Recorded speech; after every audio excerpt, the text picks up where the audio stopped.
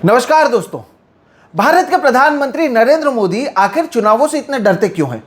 एक तरफ वो कहते हैं भारत सरकार अब मोदी सरकार है, दूसरी तरफ वो कहते हैं मोदी की गारंटी पर वो चुनाव जीतने वाले हैं, तीसरी तरफ वो कहते हैं ये देश जो है पूरा मोदी का परिवार है। अगर ये सच है तो फिर नरेंद्र मोदी इन चुनावों से डरते क्यों हैं? आज तक हमने सुना था कि जिस राज्य में भारतीय जनता पार्टी सत्ता में नहीं आती है तो वो वहां के विधायकों, वहां के सांसदों को खरीदती है, पार्टी तोड़ती है और सत्ता में आती है। अब तो चुनावों से पहले ही वो प्रत्याशियों को खरीद रही है। ये कौन सा लोकतंत्र है? कम से कम अब तो आप समझ गए होंगे कि विपक्ष क्यों कहती है कि 2024 का चुनाव ये तय करेगा कि ये देश बाबा साहेब अंबेडकर के संविधान के आधार पर चलेगा या फिर भारतीय जनता पार्टी के कुछ नेता और कुछ कॉरपोरेट इस देश को चलाएंगे। नमस्कार दोस्तों, मेरा नाम है सोहित मिश्रा और आज के इस वीडियो में हम बात करेंगे भारत के लोकतंत्र के खस्ता हालात पर। दोस्तों, जैसे कि आपने इस वीडियो के थंबनेल में देखा है कि मैंने Vladimir Putin, Kim Jong Un और नरेंद्र मोदी की तस्वीर लगाई है। वो मैंने इसलिए किया है क्योंकि चुनाव तो रशिया में भी होते हैं, किम जोंग उन भी कहते हैं कि वहां पर चुनाव होते हैं और भारत में भी चुनाव हो रहे हैं, लेकिन जो भारत में अब हो रहा है वो ठीक कहीं ना कहीं रशिया मॉडल की तरह हो रहा है। यहाँ पर पहले हमने सूरत में देखा और अब जो हम इंदौर में देखते हैं उससे साफ है कि नरेंद्र मोदी और उनकी पार्टी भारतीय जनता पार्टी चुनाव लड़ने से डर रही है, इसलिए प्रत्याशियों को खरीद रही है। सोमवार को हम देखते हैं कि जो इंदौर से कांग्रेस के प्रत्याशी थे अक्षय कांति बम, वो अपनी जो कैंडिडेसी है उसे विड्रॉ करते हैं और कुछ समय बाद कैलाश विजयवर्गीय की गाड़ी में वो नजर आते हैं। कैलाश विजयवर्गीय एक सेल्फी लेते हैं और उसमें वो अक्षय कांति बम उनके पीछे बैठे हुए दिखते हैं और वहां पर कहा जाता है कि अब ये बीजेपी में शामिल हो चुके हैं। इतना डर क्यों है? और इसमें भी पहले उन्होंने प्रत्याशी को खरीदने की कोशिश नहीं की। उनकी जो इन हाउस इलेक्शन कमीशन है उसके सामने भारतीय जनता पार्टी के आईटी सेल के लोग गए। उन्होंने कहा कि 17 साल पहले का एक मामला है जो ये अक्षय कांति बम है, इन्होंने उसका जिक्र अपने नॉमिनेशन फॉर्म में नहीं किया, इसलिए इनके नामांकन को रद्द करना चाहिए। इनकी कोशिश थी कि जैसे सूरत में उन्होंने किया कि नामांकन रद्द कर दिया, बाकी लोग विड्रॉ कर लेते हैं और वो चुनाव जीत जाते हैं, ठीक उसी तरह की कोशिश यहाँ पर की गई।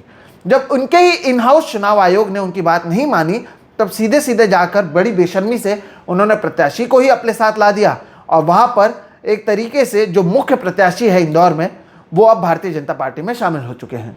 यही हमने सूरत में देखा। चुनावों के नतीजों के 6 हफ्ते पहले सूरत के लोगों को यह कह दिया गया है कि आप वोट नहीं कर सकते हैं और अब जो सूरत में मुकेश दलाल है, जो भारतीय जनता पार्टी के ही प्रत्याशी हैं, वो चुनाव जीत चुके हैं और बिना किसी चुनाव लड़े ही उन्हें वहां की जीत बता दी गई है कि वो वहां के सांसद हैं। तो आप सोचिए दोस्तों, अगर आपको लगता है कि इसमें सबसे बड़ी लूजर कांग्रेस है तो आप फिर से सोचिएगा, इसमें सबसे बड़े लूजर हैं आप और हम वोटर्स पे सबसे बड़े लूजर हैं, क्योंकि भारतीय जनता पार्टी ये आपको बताना चाहती है कि अगर आप वोट करेंगे तब भी हम चुनाव जीतेंगे, हम प्रत्याशियों को, विधायकों को तोड़ेंगे और कहीं कहीं पर तो आपको वोट भी नहीं करने देंगे जो आपका फंडामेंटल राइट है और हम वहां पर चुनाव जीत जाएंगे। यही चीज इन्होंने चंडीगढ़ में किया था।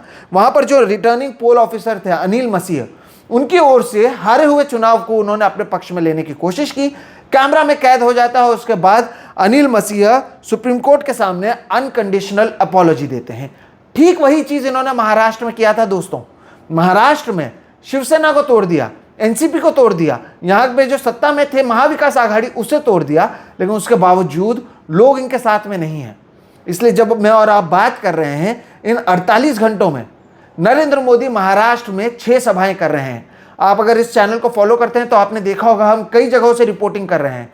किसान गुस्से में है, ना सोयाबीन को सही दाम मिल पा रहा है, ना कपास को सही दाम मिल पा रहा है, बेरोजगारी एक बड़ा मुद्दा है, सूखा एक बड़ा मुद्दा है। जितने लोगों से मैंने बात की है पिछले कुछ हफ्तों में, गिने चुने लोग ही हैं जो भारतीय जनता पार्टी का समर्थन कर रहे हैं। लोगों का गुस्सा नरेंद्र मोदी के खिलाफ है। इसलिए चाहे एकनाथ शिंदे उनके साथ आ गए हों, चाहे अजित पवार उनके साथ आ गए हों, देवेंद्र फडणवीस उनके पास हो, नरेंद्र मोदी को महाराष्ट्र में 48 घंटों में 6 सभाएं करनी पड़ रही हैं। तो प्रत्याशी वो तोड़ देते हैं, पार्टी तोड़ देते हैं, परिवार के बीच में वो झगड़ा लगा देते हैं। लेकिन यहाँ पर आपको कई सवाल भी पूछने चाहिए कि आखिर मोदी की गारंटी अगर वाकई उन्होंने काम किया है, जिस गारंटी की वो बात करते हैं, तो उसके आधार पर क्यों चुनाव नहीं लड़ रहे हैं? ये डर क्यों है? जनता के सामने जाने का डर क्यों है? अगर आपके ही परिवार के सदस्य हैं, मोदी के परिवार के सदस्य हैं, तो चुनाव लड़िए और जीतिए।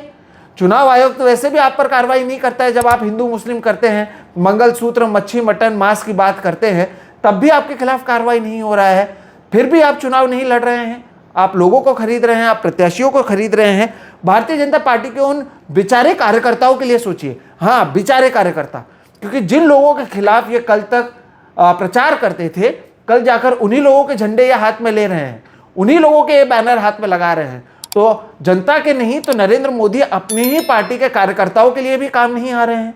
सोचिए कितने सालों से ये एक दूसरे के खिलाफ लड़ रहे होंगे, लेकिन अब जब चुनाव आता है, कार्यकर्ताओं को कह दिया जाता है कि वो तो हमारा पार्टी में आ गए हैं, आप उनके ही जय जयकार कीजिए।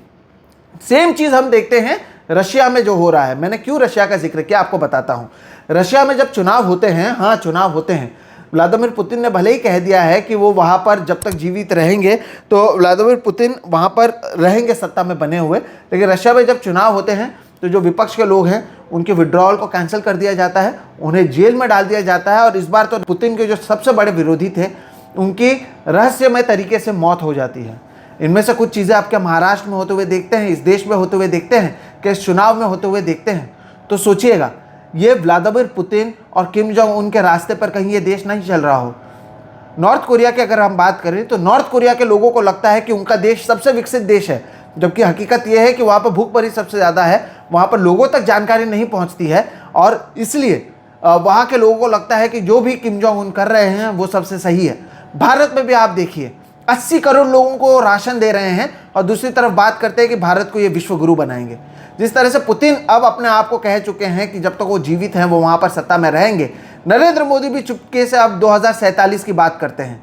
2047 तक अगर नरेंद्र मोदी की बात करो अपने 90s में होंगे, तो 2047 का मिशन उन्होंने आप लोगों के सामने रखा है। और ये जो भद्दा मजाक है वो आप और हमारे साथ किया जा रहा है दोस्तों, इस वोटर के साथ किया जा रहा है। नरेंद्र मोदी शायद समझ चुके हैं कि उनके 10 साल के जुमले काम नहीं आ रहे हैं, इसलिए पहले विधायकों को तोड़ लिया, अब प्रत्याशियों को भी वो तोड़ रहे हैं। तो यहाँ पर आप कांग्रेस की बात तो ज़रूर करें कि कांग्रेस ने भी कैसे कैसे प्रत्याशियों को यहाँ पर टिकट दिया है, लेकिन आप सोचिए कि कितना दबाव बना दिया जाता होगा। ईडी, सीबीआई, इनकम टैक्स का इस्तेमाल किया जाता है, परिवारों को सताया जाता है। यहाँ पर अशोक चौहान महाराष्ट्र से ही आते हैं, कई दूसरे जगह के आपको एग्जाम्पल दे सकता हूँ जिनके खिलाफ भारतीय जनता पार्टी के लोगों ने भ्रष्टाचार का आरोप लगाया था, उन्हें ही अपने पार्टी में शामिल कर लिया और अब प्रत्याशियों को अपने पार्टी में शामिल कर लिया।